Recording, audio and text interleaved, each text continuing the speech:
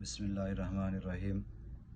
حکیم رشید احمد، فرام تونسا شریف، نائب صدر یونیفیکیشن طبی فاؤنڈیشن پنجاب۔ تمام دوستوں کو اور یونیفیکیشن کے تمام احباب کو میری طرف سے السلام علیکم ورحمۃ اللہ۔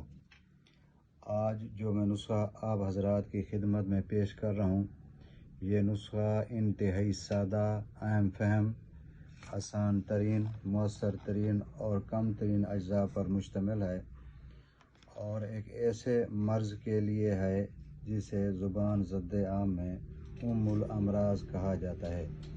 میری مراد قبض ہے۔ یہ جو نسخہ بیان کر رہا ہوں، یہ کوئی اسرار و رموز سے نہیں ہے، بلکہ ہم اس کو آئے روز کتابوں میں، رسالوں میں، اطباء کے خصوصی مجربات میں، فیس بک پیج پر، واٹس ایپ پر اور واٹس ایپ گروپوں میں روزانہ پڑھتے رہتے ہیں، لیکن بنانے کی زحمت نہیں کرتے۔ حالانکہ یہ نسخہ بے ضرر مفید ترین ہے۔ اس سے جسم ہلکا پھلکا ہو جاتا ہے، طبیعت میں تازگی آ جاتی ہے، بدن پھول کی مانند ہو جاتا ہے۔ اگر اس کو میں امیرانہ جلاب کہوں تو بے جا نہ ہوگا، کیونکہ یہ نہ کسی قسم کی گھبراہٹ پیدا کرتا ہے اور نہ پیٹ میں گرانی۔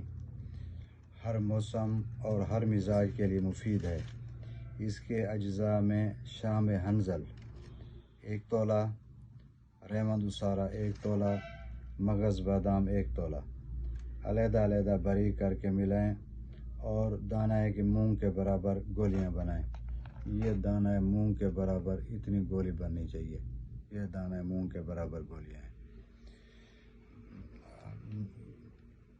دانہ مونگ کے برابر گولیاں بنائیں۔ اس کا استعمال نازک مزاج افراد کے لیے 1 سے 2